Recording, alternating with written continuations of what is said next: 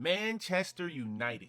Now, when it comes to Manchester United, predicting their table is going to be very, very tough. And it may sound like hot takes, but it's not, in my opinion, it's not really hot takes. I don't think Manchester United is going to be the craziest this year without one game a week. I do think Michael Carrick trying to actually play a style of play while getting results is going to be a big difference.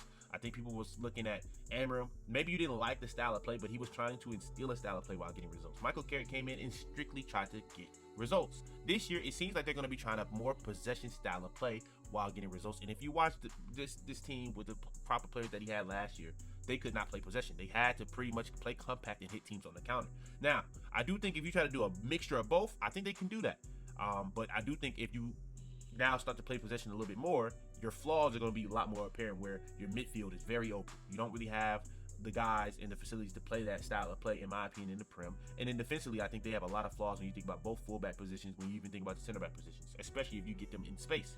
So I think that United could have some question marks all around the pitch, even in attack. Now, I will say in the Prem, those wingers and striker combo is not the worst. It's not the worst. It's probably one of the better in the Prem because the wingers in the Prem ain't that great. It's just what it is. Now, who is going to be your striker? Is it going to be Mbeumo? Is it going to be Cunha? Is it going to be Sesko? It seemed like Sesko, Michael Carrick values him more as a backup, but I've seen that some Manchester United fans says that Sesko now is the number 9. And also, why did Sesko not play in the friendly the other day when y'all lost to Wrexham? He wasn't at the World Cup. What's going on? So I'm a little confused by that as well. But and Mbeumo in that game was really bad. Santos was a pickup. He was pretty bad. I do think Tielemans is a good pickup. I see Tielemans as like a rotation player for either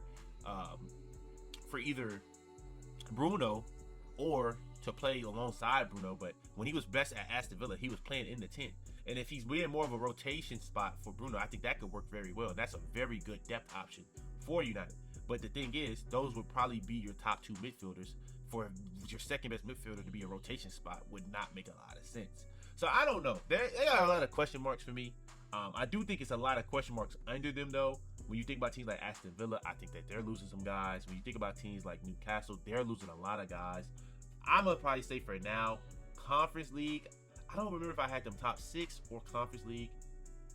I really don't know because you got to think about it. They're not playing Europa League.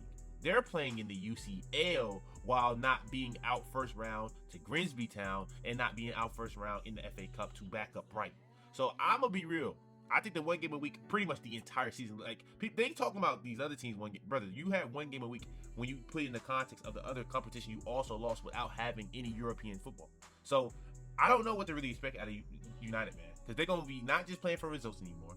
And you're going to have all these different games that you have to try to challenge each week. It's going to be interesting. And it's going to be cinema because it is Manchester United.